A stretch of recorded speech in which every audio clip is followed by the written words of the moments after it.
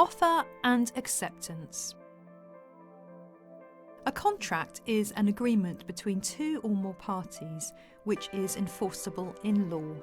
For a contract to be formed, there must be an offer, acceptance, consideration, and an intention to create legal relations. This tutorial provides an overview of offer and acceptance. Offer. An offer must be certain in its terms, capable of acceptance, and made by the offeror with the intention of being bound upon acceptance. An offer can be distinguished from an invitation to treat, which is merely an invitation to enter negotiations with no intent to be bound at that time.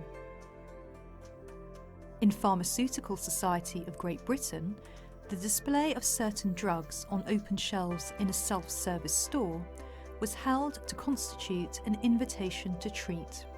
In Partridge and Crittenden, the court recognised advertisements will typically be deemed invitations to treat, except where the advertisement constitutes a unilateral offer of a reward, which can be accepted by the offeree by some positive act, as was the case in Carlisle.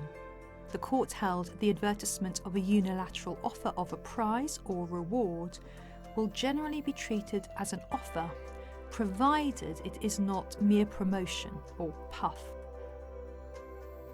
Auction.